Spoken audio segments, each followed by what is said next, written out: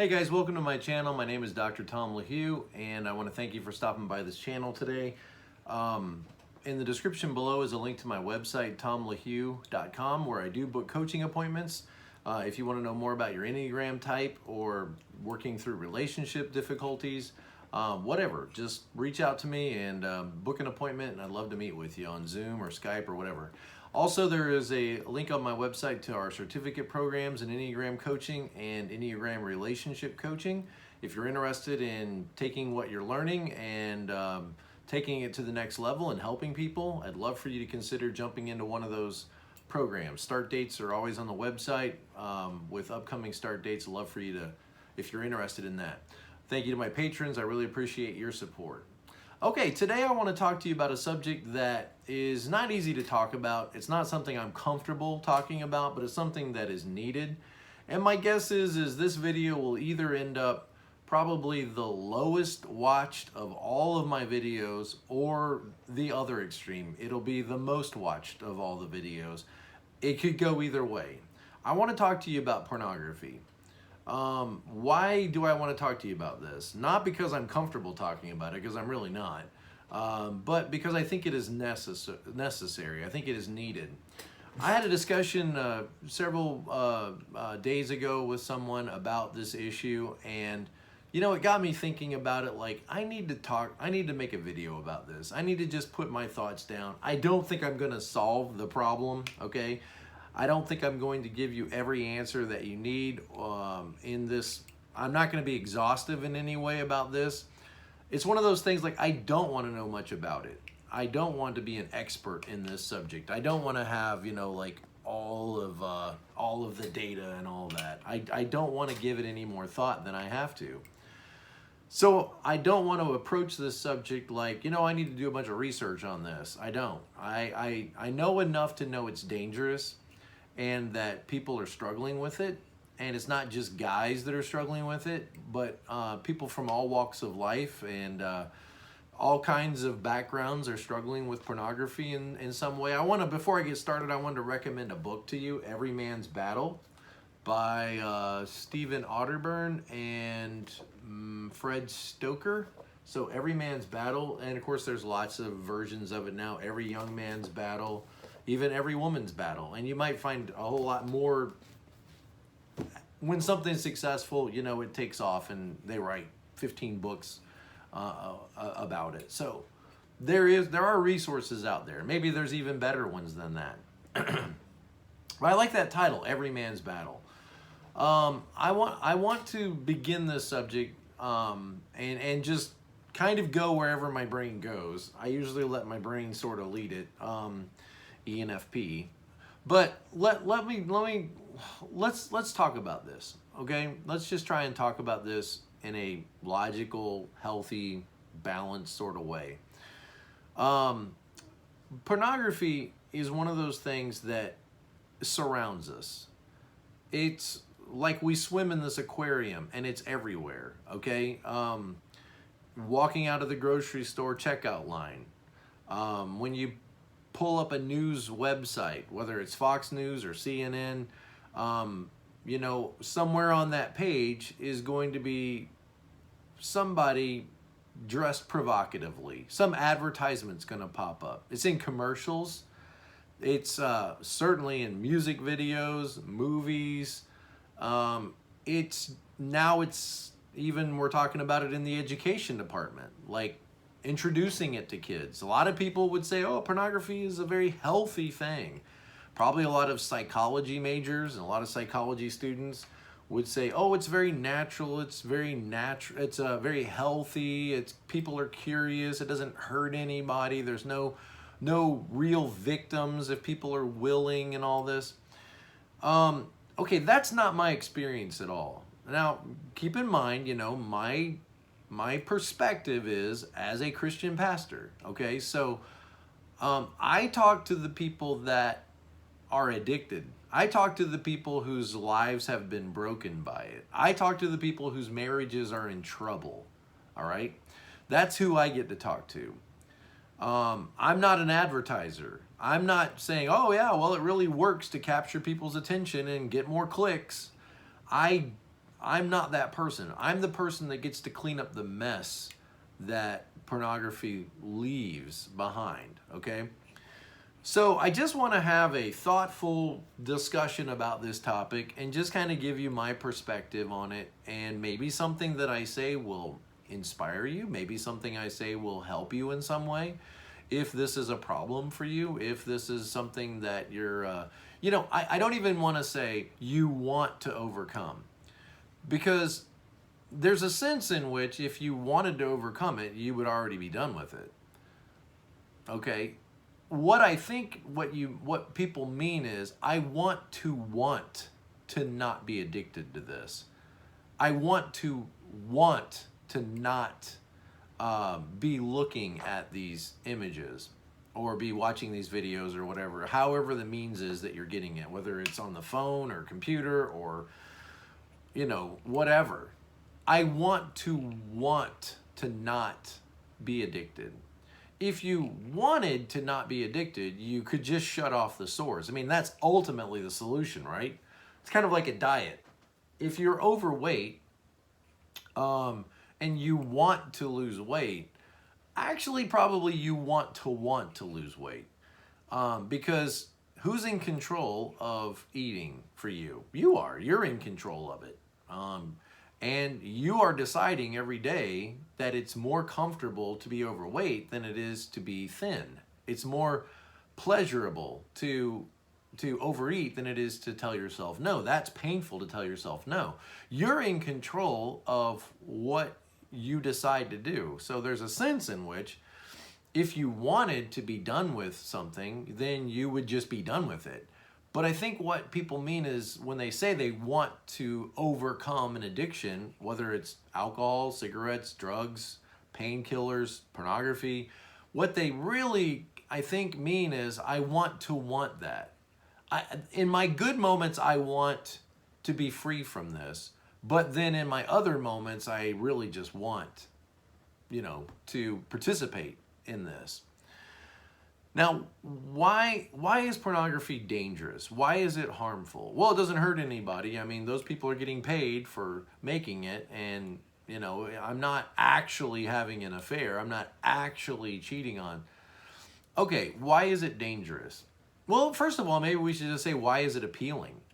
Why is it appealing? Why would somebody want to view pornography? Why?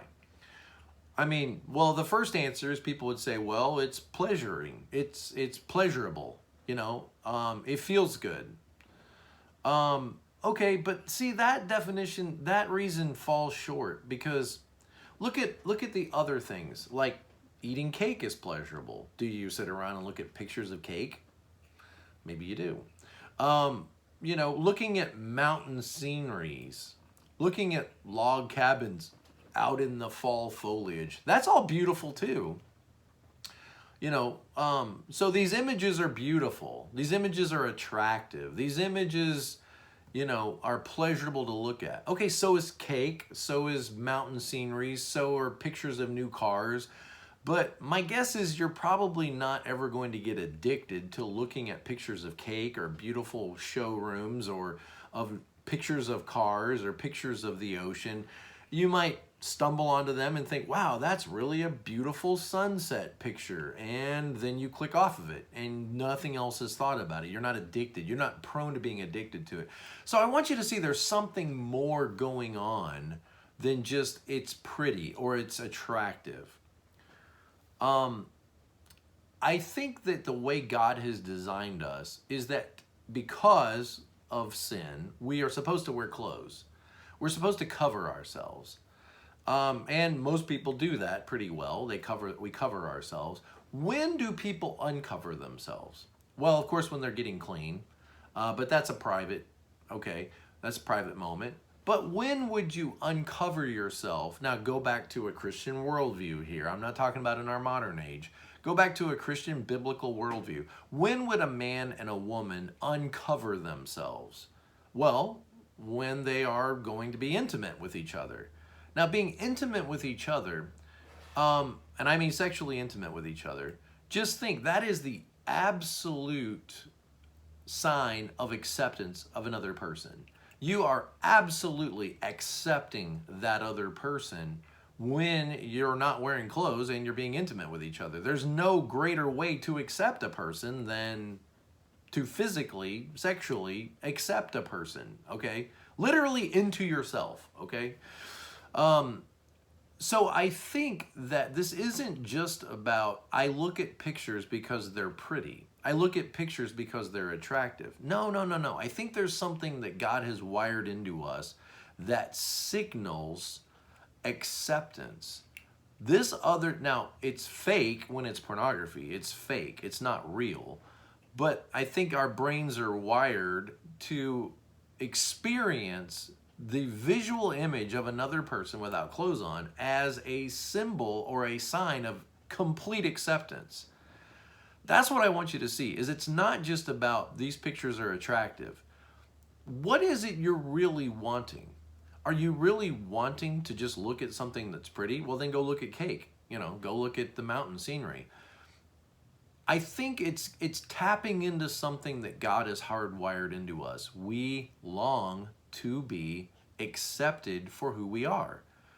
We long to be valued and appreciated for who we are. Most people, many people, may not feel very accepted in this world. They may not feel like other people are really accepting them. Go back to when you were a kid, junior high, and you had to buy a certain brand of jeans, or you had to wear a certain brand of shirts, or you had to listen to a certain style of music. Not necessarily because that was what was most attractive to you, but because that's what everybody else was accepting. You knew that if you listened to this, or if you purchased this, or if you were wearing this, that somehow you would receive the acceptance, or you hope to receive the acceptance of your peers. It feels good to be accepted. It feels good to be wanted. It feels good to be included, even when that is artificial, even when it's completely fake. It still feels good to feel like you're being accepted by another person. So I want you to see that there's more going on than just this is attractive, or this is, whatever. That it's tapping into this need, this core need we have as lost human beings to be accepted. Ultimately, I think we need to be accepted by God. That's what we're ultimately hungry for. So I want you to see there's a hunger here that's being manipulated. You're hungry for something, and the marketing of our culture understands this, and they supply this false, artificial substance that pretends to meet this longing within you that could really only be met in a real relationship. The real longing that you have for acceptance, for love, for intimacy, that's not going to be met in a cover of a magazine. That's not going to be met on a video. That's going to be met in a real relationship. But what do? Real relationships are difficult. Real relationships have obstacles and challenges and problems and conflict. And that part is difficult. And so that part is icky. We're going to move away from real relationships because those are challenging. Those are hard. So what do we move toward? Artificial relationships. Artificial. We do it in everything in our culture. Real food grows out of the ground. Real food takes a lot of work to prepare. So we go to the grocery store and what do we buy? Artificial food. We buy food that really isn't food anymore. It's been denatured. It's in brightly colored, brightly packaged, preserved boxes. It has pictures of cartoon characters on it. It's coated in sugar and salt and fat. It's been designed in a laboratory to be appealing to us, but does it have any nutritional value?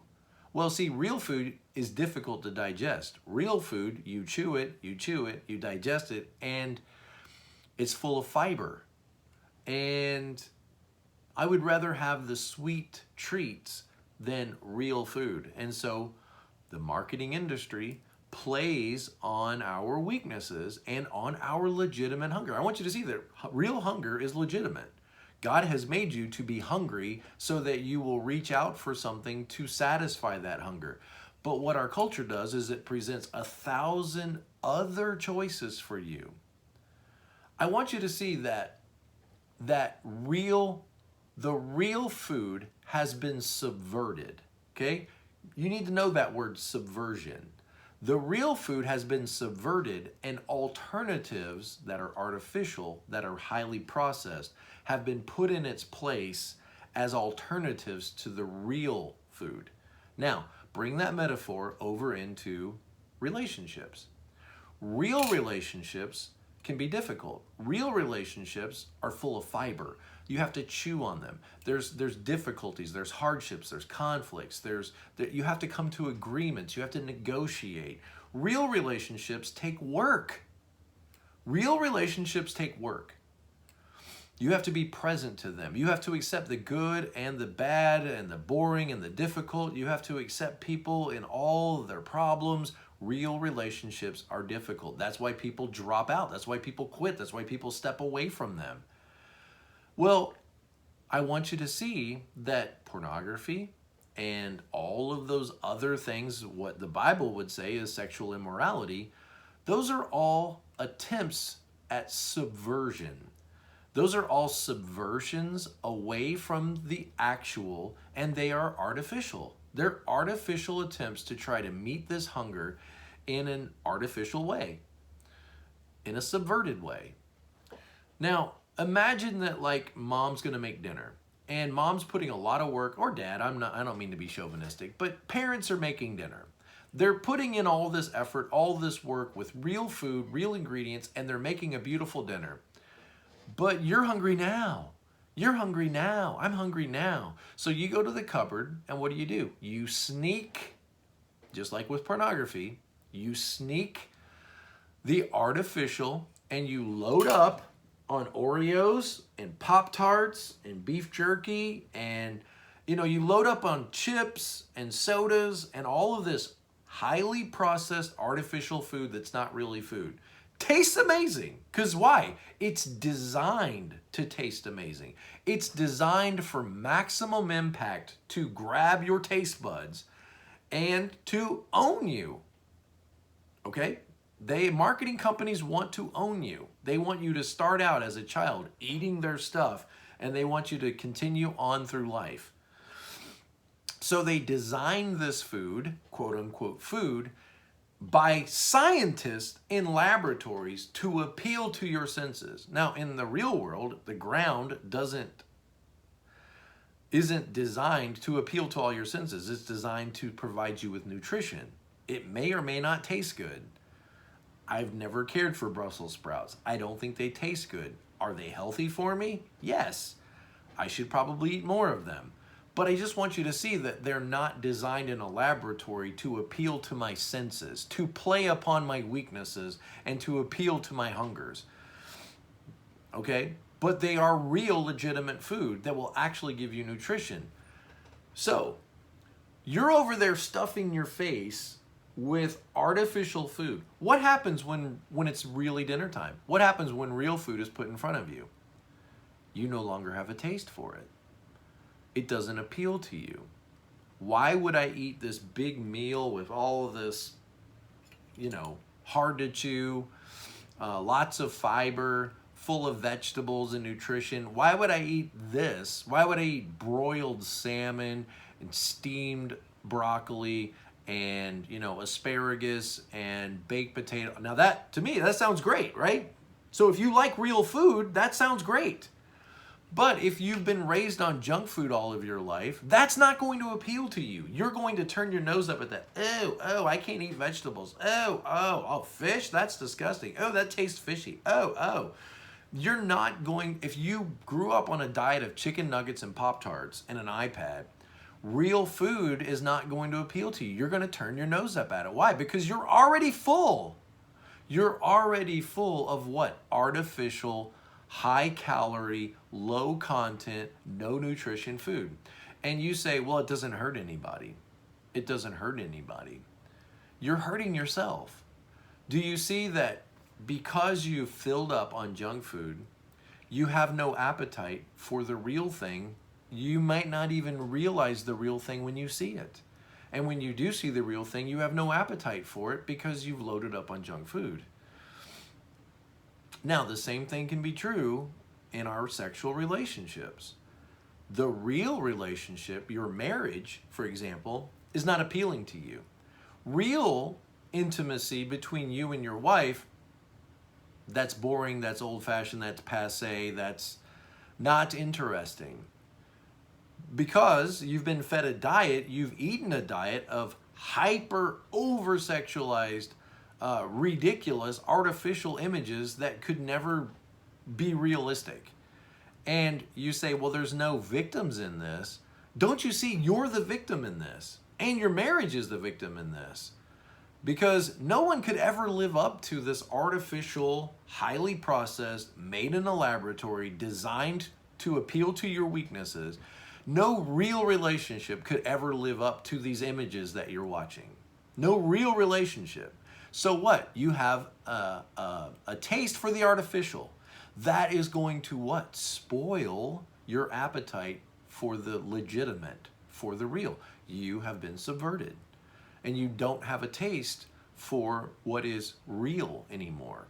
You have a taste for what is artificial. And that is going to harm and ruin your ability to actually connect with a real person. Imagine if I had candy. Okay, let's do it that way. Imagine I had candy. And I said to you when you were little, you know, you should come visit me. Every time you visit me, I'm going to give you a piece of candy. And of course, you like candy, so you come visit me. Every day you stop by my house, and every day, sure enough, I give you a piece of candy. And you eat the candy, and you grow up, and you mature, and this is your daily routine to stop by old Uncle Tom's house and get a piece of candy. Every day you take a piece of candy and you eat it. Now you grow and you grow through teenage years and into your 20s, and then now you're into your 30s, and you've noticed that no girl is ever attracted to you. Now you see girls and boys, you know, getting together and finding love and finding each other, and you think to yourself, what's wrong with me? What is wrong with me that no one wants to be with me? No one finds me attractive. No one wants to have a relationship with me. What have I done to deserve this? What's wrong with me? Why can't I find real love? Why can't I find a person that will want to be with me? I guess I just am destined to be alone for the rest of my life. Oh, well, at least, you know, I've got old Uncle Tom. I can stop by his house and he'll give me a piece of candy every day. And then let's suppose somebody takes you aside and they say, hey, do you know that guy, your Tom, that uncle of yours, he's not a friend of yours. And you go, what are you talking about? Every day he gives me a piece of candy. No. That candy, it's got a curse on it. What? Yes. That candy, he's put a curse, a potion. It's been made with a potion, a spell. There's a curse, a hex on that candy. And anyone who eats that candy will be rendered unattractive to everybody else. The reason that nobody wants to be with you is because your uncle has been poisoning you with his cursed candy. You've got to stop eating that candy. Now that's, to me, that is a great metaphor for what pornography is. It appeals to your senses because you've been wired by God to be attracted to the opposite sex, or to sex, let's just put it that way. To be accepted, to be included, to be wanted. God has wired you to be a sexual being. Now, the enemy, he plays on that, takes that good intention that God has created and then subverts it for evil. Now, imagine that the old devil says, you know, I'll give you this pornography and you can look at it anytime you want and you can engage with it as much as you want, to whatever level you want. It's not going to hurt you in any way. But what it's going to do is it's not going to help your relationships. It's going to destroy your relationships. I mean, let's just take the average couple. I know there's exceptions to this rule, but let's just come out and let's just tell your wife or tell your husband, oh, by the way, I look at pornography every day. What's that going to do to your marriage? What's that going to do to your relationship? Let's suppose that you're not married, you're just dating somebody. And so on your first date, you know, the young girl asks you, well, what are your hobbies? What do you like? What are you into? And let's say you lead with, well, I spend 3 hours a day viewing pornography. Okay, let's just start with that. Where do you think the conversation's going to go? Now, I know there's going to be exceptions and there's going to be, well, I love pornography too. Let's get together and watch it. I realize there's going to be those exceptions. But I just think let's go back to the average couple, just people, right? You're not going to lead with that. Why? Well, probably because you're ashamed and embarrassed and you don't want to tell people about that. It's something that you are not proud of and you would like to overcome. You want to not be addicted to it. Okay. So what happens when he, what happens when they find out that, you know, you're staying up all night viewing pornography? There's probably going to be problems. In fact, they might even feel like you're cheating on them, like you're not being faithful to them, like you are, you know, hiding and not being open and honest with them. And you're being deceitful. And you're attracted to all these other, well, what if you'll look at those, then maybe how do I know that you won't actually, you know, go have an affair? How do I know that? You've been hiding this. I want you to see that it's poisoning your ability to have a healthy relationship. It's not, let me put it this way. Pornography is not giving you anything. It's not giving you anything. It's stealing from you. It's robbing from you. It's not just, well, it's bad, it's dirty, it's gross, you need to say no because it's bad. Okay, there's grandma's wisdom. That might not be enough for you.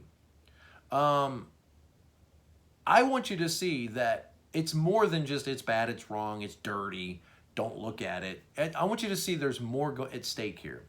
It's robbing you of your ability to connect intimately with another person.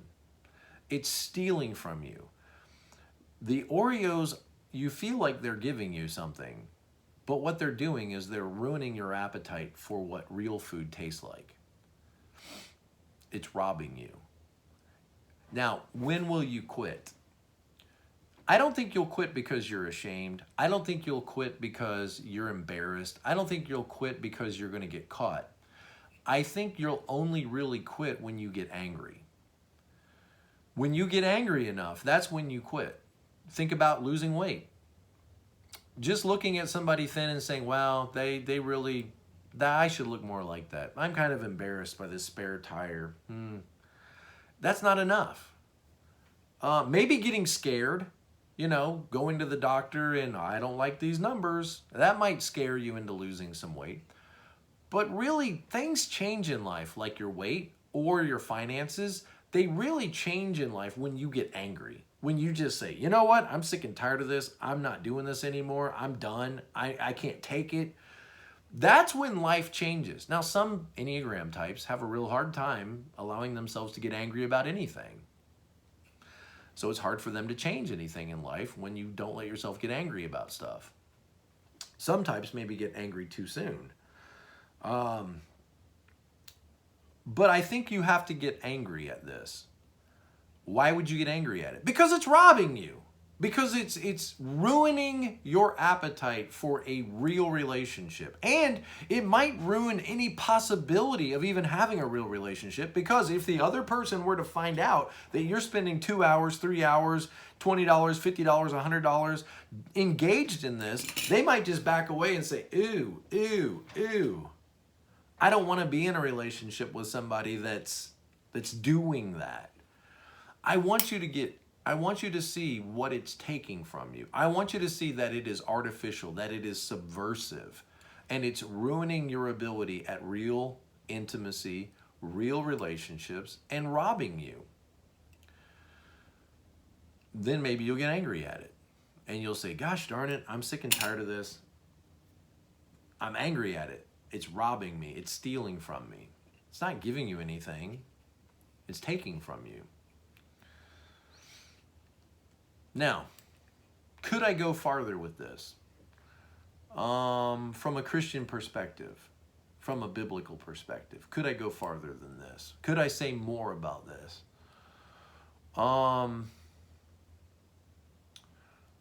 I think that, you know, the enemy could use this, the devil, when I say the enemy, I mean Satan. The enemy could use this to defeat you, to get a foot in the door and make you believe you're a bad person, or you're a immoral person, a sinful person, therefore God can't love you because look at you, look what you've done, you've gone too far, you know. And I think the enemy loves to do that. He tempts us.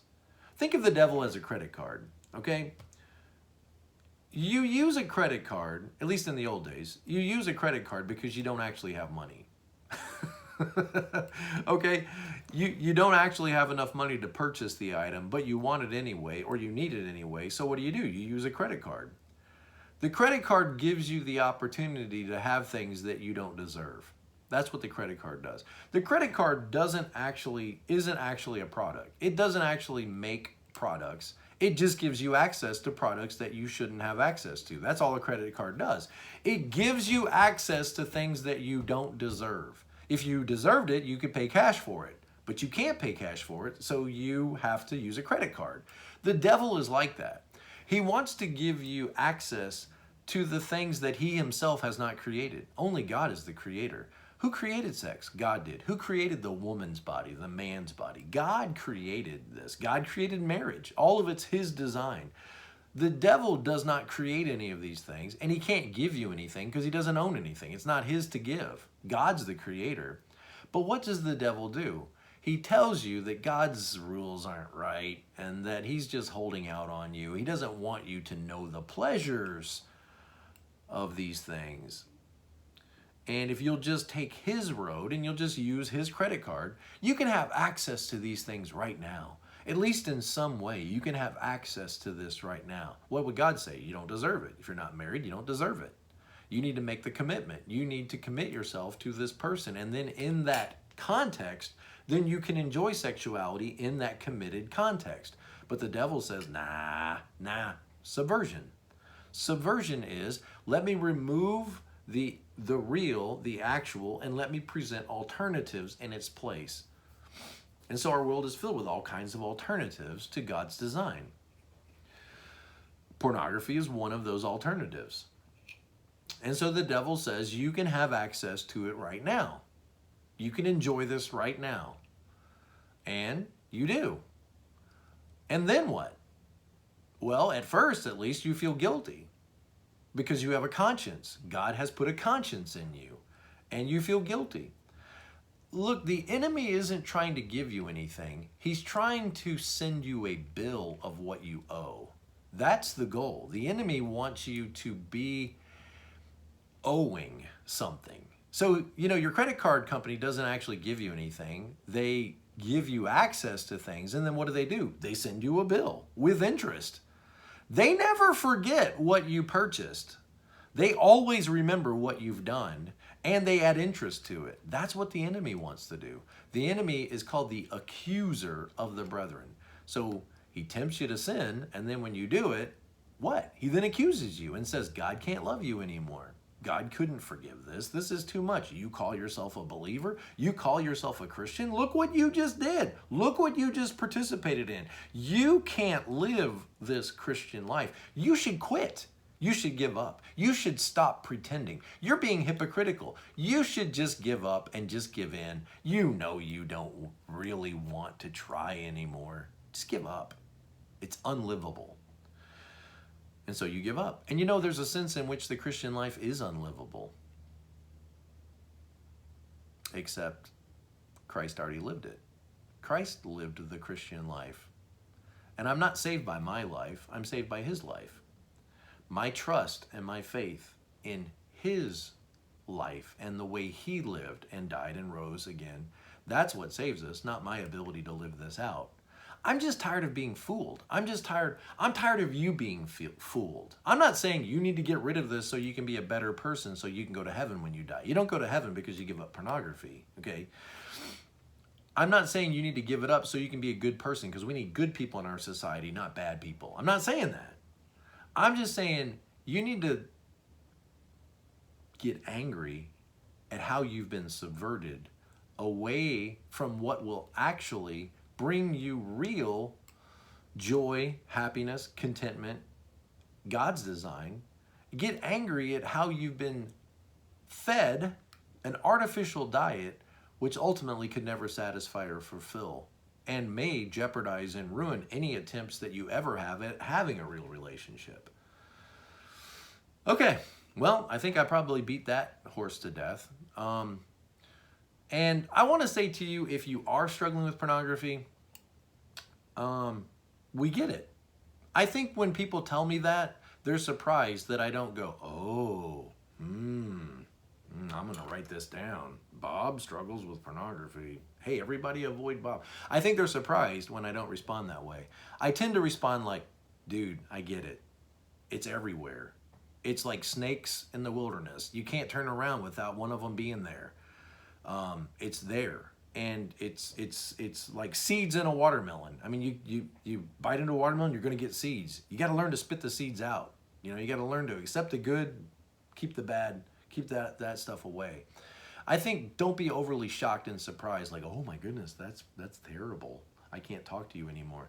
I think that keeps us from opening up and really getting any help, because maybe you're embarrassed. Maybe you're afraid to tell somebody. Maybe you'll think they'll shame you, or maybe they'll think you're a bad guy or you're creepy or whatever.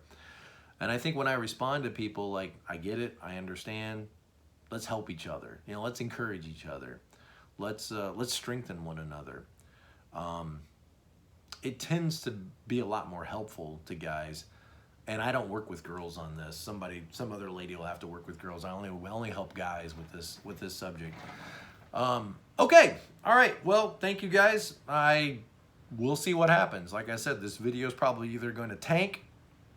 I don't care. The people that need to find it, I think will find it. Or it's going to probably be, you know, everybody's going to think, oh, this is the most helpful. I need to share it with everybody. If somebody shares this video with you, that's kind of scary, isn't it? What do they think about you? All right. Well, be present to life, guys, and I'll see you next time. We're in this together.